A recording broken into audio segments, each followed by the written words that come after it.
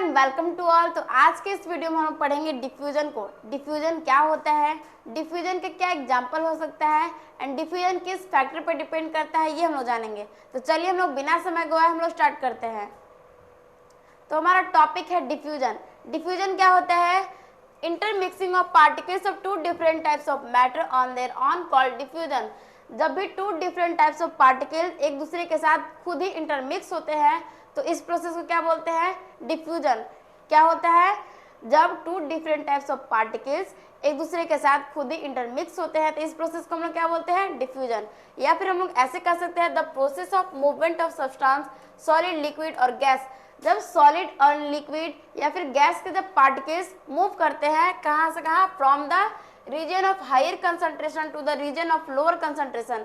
जब solid, liquid या फिर गैस के जो पार्टिकल्स हैं वो हायर कंसंट्रेशन से लोअर कंसंट्रेशन की ओर मूव करते हैं to spread uniformly is called diffusion. जब भी सॉलिड, लिक्विड, गैस के जो पार्टिकल्स हैं वो हायर कंसंट्रेशन से लोअर कंसंट्रेशन की ओर मूव करते हैं एंड यूनिफॉर्मली डिस्ट्रीब्यूट हो जाते हैं तो इस प्रोसेस को हम लोग क्या बोलते हैं? डिफ्यूजन। ठीक है। डिफ्यूजन प्रोसेस में क्या होता है? In the diffusion process the molecules of one substance mix with the molecules of other substance. Diffusion process में क्या होता है कि जो पहला सब्सटेंस का जो पार्टिकल्स है वो दूसरे सब्सटेंस के पार्टिकल के साथ मिक्स होते हैं। ये डिफ्यूजन प्रोसेस में होता है। ठीक है। The rate of diffusion become fast with increase in temperature because at higher temperature the particles have high energy and hence move faster. Temperature rate, जो रेट ऑफ डिफ्यूजन है वो हायर टेम्परेचर पे fast हो जाता है। कैसे होता है? तो जब हम लोग किसी भी पार्टिकल्स को हीट करते हैं तो उसके पास हाई एनर्जी आ जाता है एंड हाई एनर्जी आता है तो जो पार्टिकल्स है वो फास्ट मूव करने लगता है। इससे रेट ऑफ डिफ्यूजन इंक्रीज हो जाता है। ये समझ में आप लोगों को? अब चलिए हम लोग आगे बढ़ते हैं। तो अब हम लोग डिफ्यूजन के एग्जाम्पल करने वाले हैं। डिफ्यूजन के एग्जाम्पल क्या हो सकता है? जैसे फॉर एग्जाम्पल मान लीजिए कि perfume is spread in one part of a room yet soon it diffuses so that you can smell it everywhere. जब भी हम लोग परफ्यूम को स्प्रे करते हैं, जैसे मान लीजिए कि परफ्यूम को हम लोग इस रूम में स्प्रे किए लेकिन जो परफ्यूम की स्मेल होता है वो दूर दूर तक फैल जाता है। तो ये क्यों होता है? डिफ्यूजन के प्रोसेस के थ्रू होता है। डिफ्यूजन प्रोसेस के कारण जो परफ्यूम है वो पूरे रूम में फैल जाता है। तो ये हमारा एग्जाम्पल हो सकता है। डिफ्यूजन प्रोसेस का हम लोग सेकेंड एग्जाम्पल देखते हैं। सेकेंड एग्जाम्पल क्या है? Aroma of food diffuses into the air and smell reaches you. जब भी आपके घर में खाना बनता है तो खाने का जो स्मेल है वो दूर दूर तक फैल जाता है। जैसे मान लीजिए कि आपके घर में खाना बन रहा है और खाने में क्या बन रहा है? दाल मखनी, शाही पनीर, ये सब बन रहा है। आप दूसरे रूम में पढ़ रहे हैं एंड जो स्मेल है वो आपके रूम तक पहुंच गया। खाने का जो स्मेल है वो आपके रूम तक पहुंच गया। तो ये क्यों हो रहा है? डिफ्यूजन प्रोसेस के थ्रू हो रहा है। डिफ्यूजन प्रोसेस क्या हो रहा है कि जब गर्म खाना रहता है तो गर्म खाने के जो पार्टिकल्स है वो मूव करते हैं, फास्टली मूव करते हैं एंड आपके रूम तक पहुंच गए। ठीक है। तो ये आप लोग को समझ में आया? तो हम लोग डिफ्यूजन प्रोसेस का थर्ड एग्जाम्पल देखते हैं। For example we get the smell of burning incense stick sitting far from it. जब हम लोग इंसेंस स्टिक को जलाते हैं यानी अगरबत्ती को जलाते हैं तो अगरबत्ती का जो स्मेल होता है वो हम लोग इस कॉर्नर में जलाए हैं लेकिन अगरबत्ती का जो स्मेल है उस कॉर्नर तक पहुंचता है। यानी रूम के एक कोने से लेकर पूरे कोने तक, मतलब रूम के जितने भी कोने हैं हर एक कोने तक स्मेल पहुंच जाता है। तो ये कैसे होता है ये समझिए। When an incense stick is burned, जब भी हम लोग अगरबत्ती को जलाते हैं तो क्या होता है? The incense present in it vaporize because of it। अगरबत्ती को जब हम लोग जलाते हैं तो अगरबत्ती के जो मॉलिक्यूल्स हैं वो हीट के कारण वेपोराइज हो जाते हैं एंड वेपोराइज करके क्या करते हैं? The vapour coming out from the incense stick mixes with air and reaches to अस।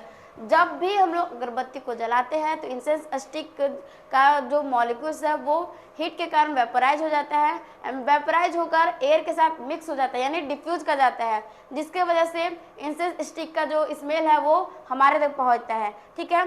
ये आप लोग को समझ में आया? अब हम लोग आगे बढ़ते हैं। तो अब हमारा टॉपिक है temperature and rate of diffusion. Temperature and rate of diffusion में क्या रिलेशन है ये हम लोग समझते हैं।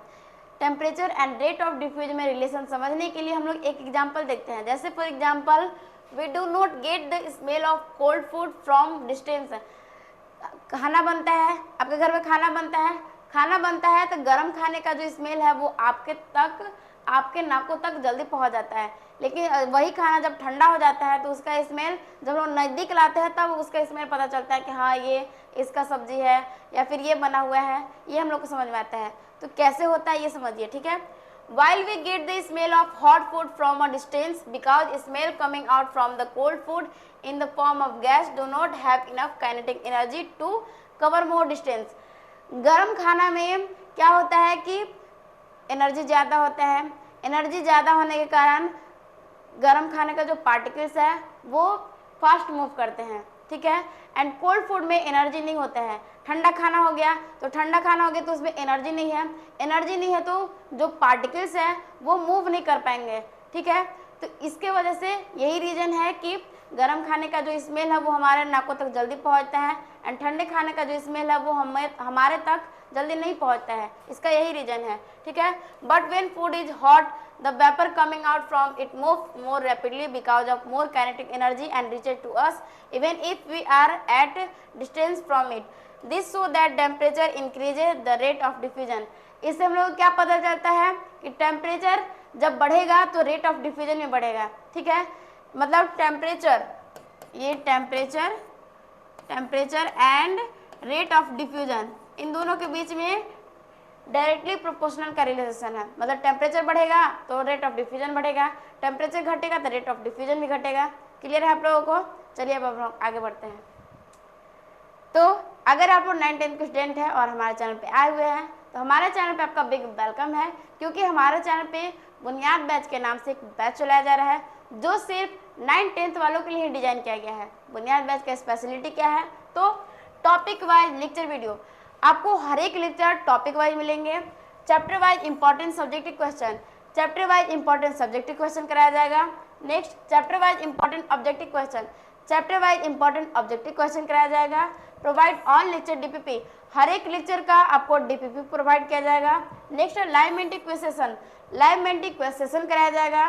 Next live doubt classes on YouTube पे बुनियाद बैच के जितने भी टीचर्स हैं वो लाइव आकर आपको आपके सारे डाउट के क्लियर करेंगे, ठीक है। सीबीएसई अपडेट, सीबीएसई जो भी अपडेट देगा वो अपडेट करते रहेंगे। CBSE NTSC olympiad level question practice, CBSE के साथ साथ ओलंपियाड एंड एनटीएससी लेवल के क्वेश्चन प्रैक्टिस कराए जाएंगे। नेक्स्ट है previous year question solution, previous year question solve कराए जाएंगे। नेक्स्ट है मोटिवेशन एंड स्ट्रेटेजी सेशन, ये तो आप लोगों को देखने को मिलता ही रहता है। तो कैसे लगा ये वीडियो हमें कमेंट सेक्शन में जरूर बताइएगा। Thanks for watching.